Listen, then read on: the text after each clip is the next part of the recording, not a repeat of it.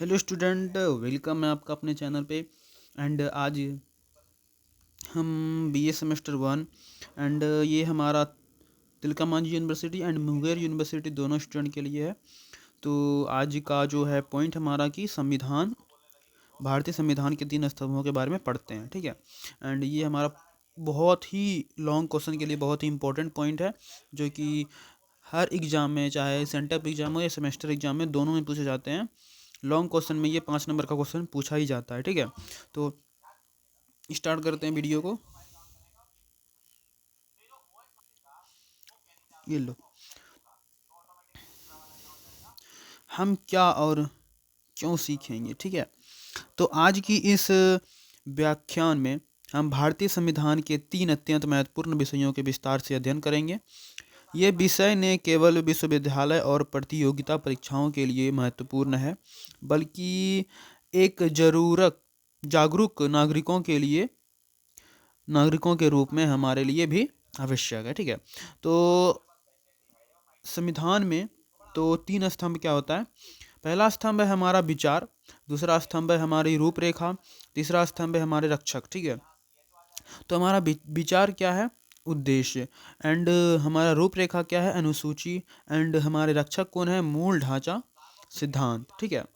तो थोड़ा सा इसका जो है ना 2 से 3 लाइन में एक्सप्लेन किया हुआ है कि संविधान की आत्मा और दर्शन यह वह वादा है जो कि भारत के लोगों ने स्वयं से किया था, ठीक है।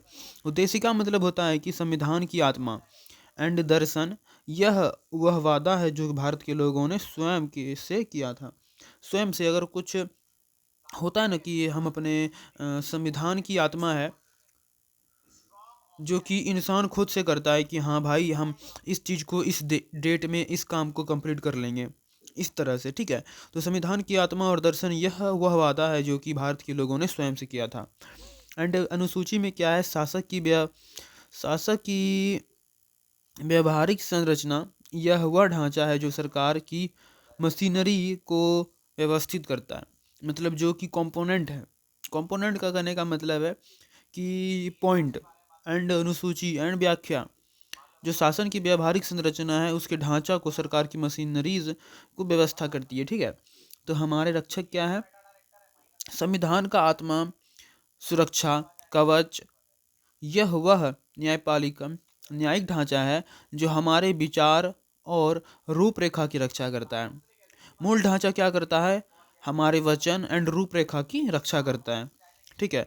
मतलब भारत संविधान को 3 भागों में बांटा गया है, वचन जिसमें उद्देश्य आता है, रूपरेखा जिसमें अनुसूची आती है, एंड रक्षक जो हमारे मूल ढांचा, मतलब हमारा रक्षक हमारे विचार, हमारे व्यक्ति, हमारे धर्म की रक्षा कौन करता है, मूल ढांचा, जो मूल ढांचा, ठीक है। एंड अनुसूची क्या करता है, तो हमारे रूपरेखा को बनाए रखता है। एंड उद्देशिका क्या होता है, जो कि आत्मा है संविधान का, ठीक है। नेक्स्ट पेज आ गया है। तो हमारा वचन, संविधान की उद्देशिका, हम भारत के लोग भारत को एक संपूर्ण प्रभु संपन्न समाजवादी, ये हमारा क्या है, एक तरह का प्रस्तावना है, ठीक है। यानी संविधान का क्या है, आत्मा है। तो इसको पढ़ के कंप्लीट कर लेते हैं, ठीक है। हमारा वचन यही है, ठीक है, कि हम अपने आप से एंड भारत के हर एक नागरिक से यह वचन करते हैं कि हम भारत के लोग भारत को एक संपूर्ण प्रभुत्व संपन्न समाजवादी पद निरपेक्ष लोकतंत्रात्मक गणराज्य बनाने के लिए तथा उनके समस्त नागरिकों को न्याय, सामाजिक, आर्थिक, राजनीतिक, विचार, अभिव्यक्ति, विश्वास, धर्म, उपासना की स्वतंत्रता, प्रतिष्ठा और अवसर की समता प्राप्त करने के लिए तथा उन सब में व्यक्ति की गरिमा और राष्ट्र की एकता अखंडता सुनिश्चित करने वाली बंधुता बढ़ाने के लिए दृढ़ संकल्प होकर अपनी इस संविधान सभा में आज तारीख 26 नवंबर 1949 ईस्वी को एक दूत इस संविधान अंगीकृत अधिनियमित और आत्मार्पित करते हैं। कहने का मतलब है कि हम अपने आप से हम हम अपने आप से यह वचन लेते हैं कि मतलब हम अपने जो लोगों का सम्मान और राष्ट्र को एक अखंडता बनाने में अपनी आत्मा अर्पित करेंगे, ये कहने का मतलब है, ठीक है। तो यहाँ पे क्या लिखा हुआ है, सामाजिक पथनिरपेक्ष और अखंडता शब्द 42वें संविधान संशोधन अधिनियम 1976 द्वारा जोड़ा गया था। ये बहुत ही इंपॉर्टेंट पॉइंट है 42वें संविधान संशोधन में, किस 2-3 वर्ड को जोड़ा गया था, तो सामाजिक, पथनिरपेक्ष एंड अखंडता को जोड़ा गया था। ठीक है। उद्देशिका का विचार जवाहरलाल नेहरू ने द्वारा 13 दिसंबर 1946 को प्रस्तुत उद्देशिका प्रस्तावना में पर आधारित है। ठीक है। तो नेक्स्ट पेज में मूव करते हैं। नेक्स्ट पेज में है भारत की प्रकृति उद्देशिका के 5 प्रमुख शब्द हैं। फर्स्ट संप्रभुता, सेकंड समाजवादी, थर्ड पथनिरपेक्ष एंड फोर्थ है लोकतंत्रत्म, 5 है गणराज्य। एंड संप्रभुता की बात करें तो संप्रभुता का अर्थ होता है मतलब हम अपना निर्णय बाहरी कामों के लिए एंड आंतरिक कामों के लिए पूरी तरह से स्वतंत्र हैं। उस पर किसी तरह की बाहरी शक्ति हमारे पर नियंत्रण या प्रेशर नहीं बना सकती है। ठीक है। मतलब संप्रभुता, हमारे जो देश हैं हम हर एक काम के लिए स्वतंत्र हैं, इस पर कोई बाहरी देश की शक्ति हम पर फोर्स नहीं कर सकती है। ठीक है। एंड समाजवादी में क्या पढ़ते हैं कि इसको थोड़ा सा पढ़ के सुना देते हैं। भारत अपने आंतरिक और बाहरी निर्णय लेने के लिए पूरी तरह से स्वतंत्र है, उस पर किसी बाहरी शक्ति का नियंत्रण नहीं है। ठीक है, यही लिखा हुआ है। एंड अर्थ क्या है, लोकतांत्रिक समाजवादी गरीबों और आय की समानता को कम करना, असमानता को कम करना, धन कुछ हाथों में केंद्रित ना हो, 42वें संशोधन द्वारा जोड़ा गया है। मतलब कि समाजवादी का मतलब है कि हम लोगों में हर एक तरह का एक समानता होना चाहिए भाईचारा होना चाहिए, और गरीब हो या फिर किसी के पास आय नहीं हो, उन सभी व्यक्तियों के बीच में असमानता को कम करना एंड सभी में समानता की भावना लाना, कोई तरह का जाति, धर्म या फिर कास्ट को नहीं देखना, सभी में समानता, बंधुत्व का नारा रखना। एंड ये क्या है, 42वें संशोधन द्वारा जोड़ा गया था। ठीक है, वही 3 जो वर्ड बताए थे ना, वही सब। ठीक है। एंड पथ निरपेक्ष में क्या है कि हमारा देश जो है ना किसी एक धर्म को, सॉरी, राज्य का अपने कोई धर्म नहीं है, वही मतलब मैं कहूँ तो पथ निरपेक्ष का मतलब होता है कि हमारा देश का कोई स्पेशल धर्म नहीं है। आप यहाँ पे रहते हैं तो आप किसी भी धर्म को मान सकते हैं या फिर अपना सकते हैं। ठीक है, इस तरह से। हाँ, ये बात भी है कि आप यहाँ पे रहते हैं तो ठीक है, लेकिन किसी दूसरे धर्म का भी विरोध नहीं कर सकते हैं। ठीक है, ये भी क्या है, 42वें संविधान संशोधन में जोड़ा गया था। ठीक है, धर्म निरपेक्ष या पथ निरपेक्ष। लोकतांत्रिकता में क्या है कि सरकार लोग द्वारा चुनी जाती है, एक व्यक्ति एक वोट। भारत में प्रत्यक्ष लोकतंत्र है जहां हम अपने प्रतिनिधित्व को चुनते हैं। ठीक है, लोकतांत्रिक कहने का मतलब है भारत में रहने वाले हर एक लोगों को 18 वर्ष जो प्लस हैं उसको एक अधिकार दिया गया है कि वो अपने अकॉर्डिंग जो आपको सही लगता है उसे आप वोट दे करके चुनाव लड़वा करके जिता सकते हैं। एंड अपना जो है कि शासक घोषित कर सकते हैं। शासक कहने का मतलब सेवक या फिर लीडर, मैं बोलूँ तो नेता या विधायिका, ये सब टाइप में। ठीक है, मंत्री, कुछ भी। तो आप एक हैं तो आप एक ही वोट दे सकते हैं। एंड लोकतांत्रिकता के अंतर्गत हमें यह अधिकार मिला गया है। ठीक है। एंड गणराज्य में क्या है, देश के प्रमुख राष्ट्रपति वंशानुगत, देश में प्रमुख राष्ट्रपति वंशानुगत नहीं होता, बल्कि यहाँ एक निरपक्ष कार्यकाल के लिए चुना जाता है। मतलब गणराज्य, मतलब मैं कहूँ जैसे कि पिछले समय में क्या होता था कि राजा था, उसका बेटा बनेगा या फिर उसकी बहन या फिर भाई, इस तरह से बनता था। लेकिन गणराज्य का यहाँ पे क्या मतलब है कि हम अगर किसी को चुनते हैं तो उसको निश्चित काल के अंतर्गत ही वो जो है कि यहाँ पे मतलब अपना नियम कानून लागू कर सकते हैं, यानी कार्यकाल के लिए चुनते हैं उसको। ये नहीं कि उनका बेटा या फिर पोता वो यहाँ पे आकर करके वो चलाएगा, अपना शासन चलाएगा, ऐसा नहीं है। एंड नागरिकों के लिए लक्ष्य न्याय, स्वतंत्रता, समानता और बंधुत्व। न्याय क्या है, सामाजिक, जाति, धर्म, लिंगों के आधार पर भेद, मैं पहले समझा देता हूँ। ठीक है, तो नागरिकों के लिए लक्ष्य न्याय, स्वतंत्रता, समानता और बंधुत्व को ये हमारा न्याय है। न्याय के लिए लक्ष्य, न्याय का 4 लक्ष्य है। क्या है? नागरिकों के लिए 4 लक्ष्य है। न्याय, स्वतंत्रता, समानता, बंधुत्व। इसको पहले समझ लेते हैं, ठीक है।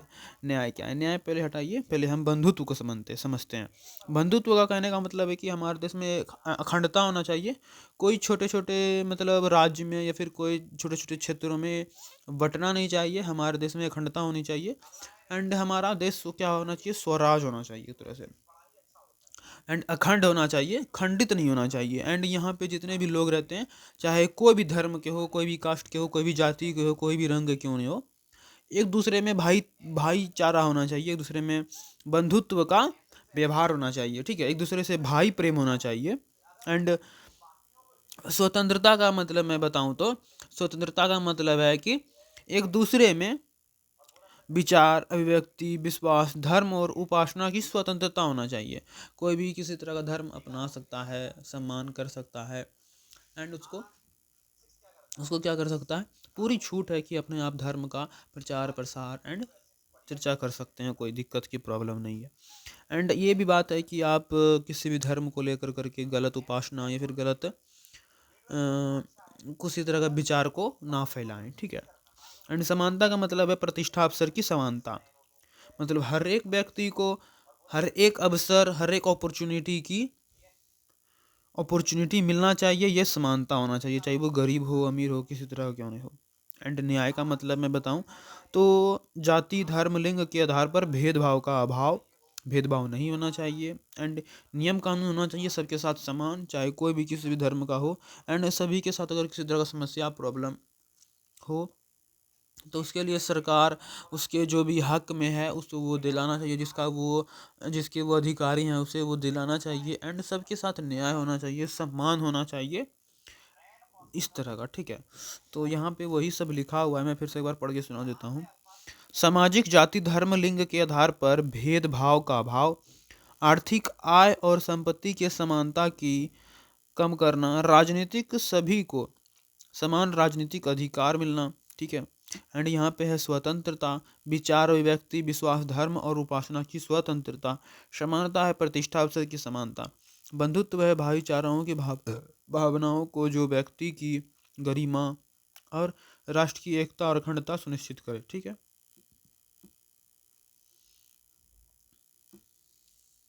ये हमारे नेक्स्ट पॉइंट में है कि एक महत्वपूर्ण प्रश्न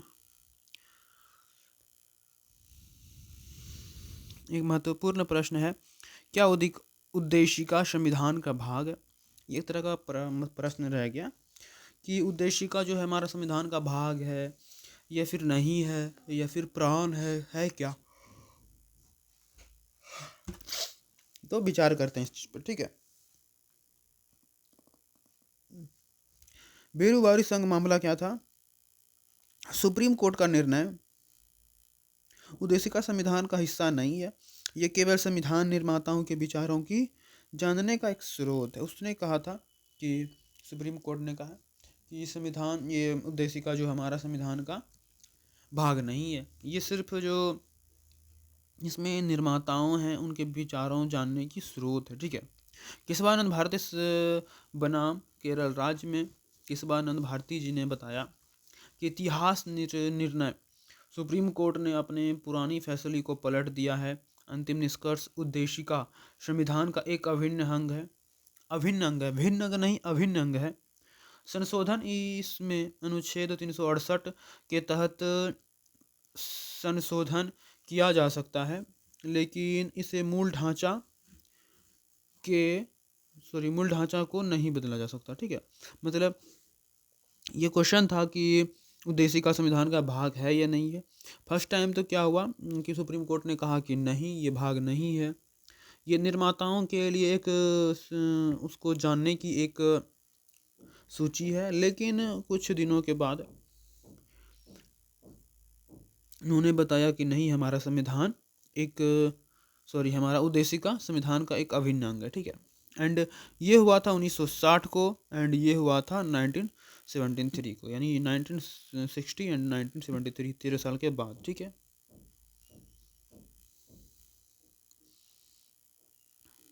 एंड ये हमारा दूसरा है कि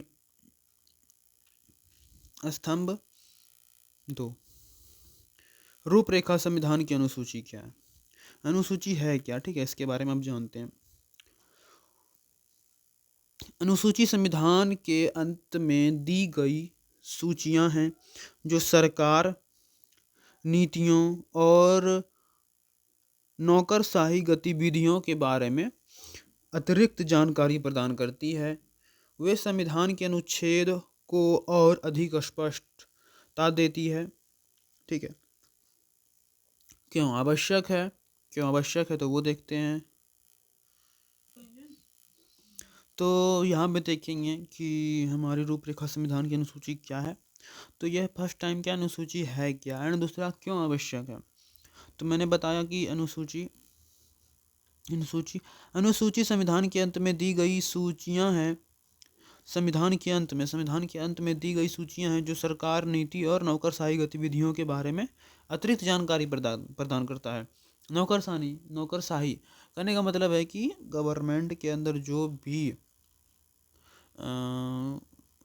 सरकारी नौकर यानी देश सेवक हैं, नौकरशाही हैं, उनके लिए कुछ एक्स्ट्रा जानकारी देता है। एंड आम इंसानों के लिए क्या क्या अधिकार हैं उसको भी दिखाता है। एंड क्यों आवश्यक है, तो संविधान की बहुत लंबी और जटिल होने से बचने के लिए अतिरिक्त विवरण और सूचियों को अनुच्छेद से अलग रखा गया है। मतलब कि आवश्यक इसलिए है क्योंकि संविधान हमारा बहुत बड़ा जटिल है, ठीक है।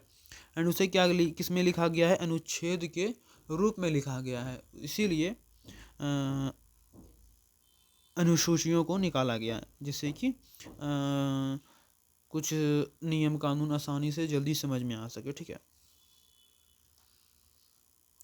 एंड यहाँ पे दिया गया है 8वीं अनुसूची में क्या है, मूल संविधान 1949, एंड 9वीं सूची 1951, 10वीं अनुसूची 1985, 11वीं अनुसूची 1992, एंड 12वीं अनुसूची 1992, एंड 12वीं अनुसूची लास्ट का वर्तमान में टुडे ये जो है वो है, ठीक है।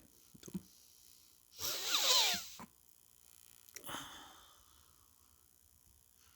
यहाँ पे आप देख सकते हो हमारे भारत संविधान की 12 अनुसूची है, ठीक है। तो क्या क्या किस चीज़ के बारे में बताया गया है वो आप देख लो यहाँ पे। पहली अनुसूची है भारत के अंदर शासित प्रदेश के नाम और उनकी सीमाएं हैं, यानी राज्य में जो केंद्र है प्रशासित कौन है, शासित प्रदेशों के नाम और उनकी सीमाएं, कहाँ कहाँ तक उसका सीमा है, ठीक है।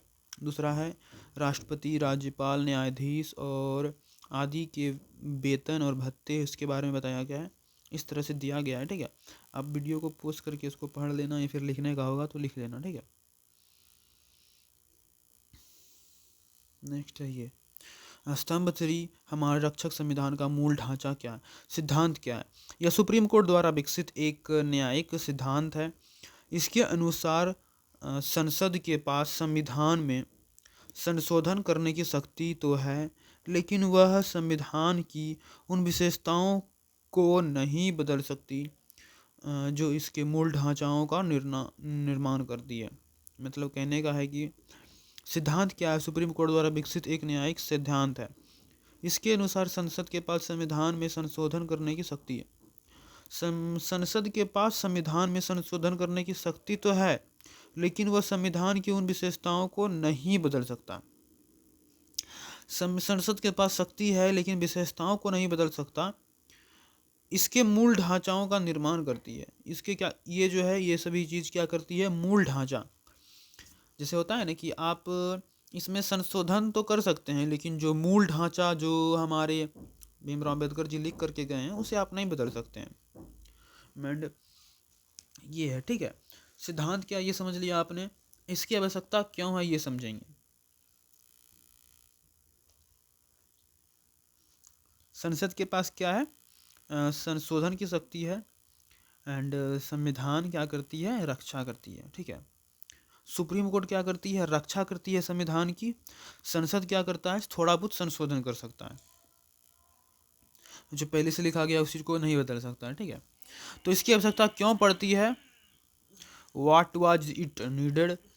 यह सिद्धांत संसद की संशोधन शक्ति और न्यायपालिका की संविधान की रक्षा करने की भूमिका के बीच एक संतुलन स्थापित करता है। यह सुनिश्चित करता है कि संसद अपनी संशोधन शक्ति का उपयोग करके संविधान की मूल आत्मा जैसे लोकतंत्र ये धर्मनिरपेक्ष को नष्ट ना कर सके। तो यहाँ पे हमने देख लिया कि संविधान की जो है मूल ढांचा एंड संसद की क्या आवश्यकता पड़ती है, तो धर्मनिरपेक्ष को नष्ट ना कर सके। ठीक है, तो मैं आगे बढ़ता हूँ। ये है सिद्धांत का विकास संविधान का विकास संसद और न्यायपालिका की बीच टकराव क्या है। फर्स्ट है ये 1967 गोलकनाथ केस। ठीक है, निर्णय क्या निकला था, संसद मौलिक अधिकार को छीन या कम नहीं कर सकती, मौलिक अधिकार असंशोधनीय है। ठीक है, मतलब इस भी को जो है ये क्या हुआ था, नियम निकल के निकला था। ठीक है, संविधान से रिलेटेड में 1973 केशवानंद भारतीय केस में क्या हुआ था, ऐतिहासिक संतुलन 13 न्यायाधीशों की बेंच ने मूल ढांचा सिद्धांत प्रतिपादित किया। संसद संशोधन कर सकती है लेकिन मूल ढांचा की नष्ट नहीं कर सकती है। ठीक है, एंड 1980 में क्या हुआ था, मिनर्व मिल्स केस सिद्धांत की पुष्टि 42वें संशोधन के उन हिस्सों को रद्द किया जो न्यायिक समीक्षा को सीमित करते थे और संसद को असीमित संशोधन शक्ति देते थे। ठीक है, 1971 संसद की प्रतिक्रिया 24वां संशोधन प्रावधान संशोधन को मौलिक अधिकार सहित संविधान के किसी भी हिस्से में संशोधन करने की शक्ति दी। ठीक है, एंड 1975 में इंदिरा गांधी बनाम राज्य नारायण केस में क्या हुआ था कि सिद्धांत का प्रयोग 39 में संशोधन को रद्द किया जिसमें प्रधानमंत्री को चुनाव को न्यायिक समीक्षा से बाहर कर दिया था। ठीक है, तो ये सब जो है कि इतना इतना ईस्वी में हमारे देश में हुआ था। ठीक है, तो पहले तो ये हुआ फर्स्ट टाइम, ये उसके बाद सेकंड ये, थर्ड ये, फोर्थ ये, फिफ्थ ये। ठीक है, हमने इस तरह से पढ़ाई। ठीक है, मैंने समझाया बताया जो भी है कि हमारे इस डेट को जो है छोड़ो हटाओ। ठीक है, एंड नेक्स्ट हमारा क्या पढ़ते हैं, मूल ढांचा का तत्व क्या क्या है। ठीक है, मूल ढांचा का तत्व हम ये है कि संविधान की सर्वोच्चता है, लोकतांत्रिक और गणराज्य स्वतंत्रता, धर्मनिरपेक्ष चरित्र, शक्तियों का पृथक्करण, संघीय व्यवस्था, न्यायिक समीक्षा, कानून का शासन, स्वतंत्रता और निष्पक्ष चुनाव, मौलिक अधिकार और नैतिक निर्देशकों तत्वों के बीच संतुलन। मूल ढांचा के तत्व ये हमारे 9 पिलर हैं। ठीक है, 3 3 6 3 9। ठीक है,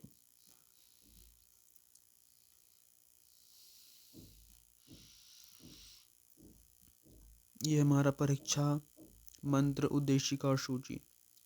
तो MCQ के मुख्य बिंदु ये जो है इस भी जो हमने दिया हुआ ये सब बहुत इंपॉर्टेंट है। 42वें संशोधन में क्या हुआ था, संशोधन, 11वीं 12वीं अनुसूची, ये सब थोड़ा सा आप लोग देख लेना। ठीक है, संख्या 3 न्याय स्वतंत्रता 5 समता 2 मूल अनुसूची वर्तमान 12वीं अनुसूची, इस टाइप से। एंड ऑब्जेक्टिव में पूछे जाते हैं कि कब क्या किस टाइम को हुआ था, जैसे कि 3 में था क्या, तो न्याय, एंड 5 में स्वतंत्रता, समता किस में था, द्वितीय में। ये सब क्या है जी। ठीक है, एंड लॉन्ग क्वेश्चन क्या है 10 नंबर में,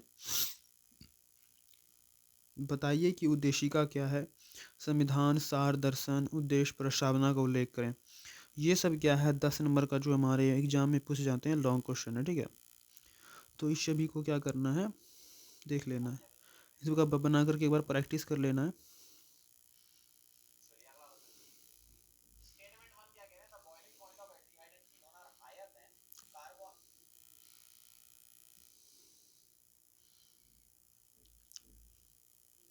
यहाँ पे और भी है क्वेश्चन, 5 क्वेश्चन यहाँ पे है लॉन्ग क्वेश्चन। भूमि का सिद्धांत को परिभाषित करें, इस तरह से, ठीक है। आप लोग ये सब क्वेश्चन क्या करना है, एक बार बना करके प्रैक्टिस कर लेना। एंड लास्ट हमारा क्या है, निष्कर्ष संविधान की एक परीक्षा और एक जीवन का मूल्य क्या, जीवन का मूल्य, समीक्षा, पूर्वावलोकन, उद्देशिका, उद्देशिका हमने पढ़ा था, मूल ढांचा हमने पढ़ा और अनुसूची पढ़ा, ठीक है। तो ये हमारा वीडियो यहीं तक लास्ट होता है, चलो मिलते हैं नेक्स्ट वीडियो में।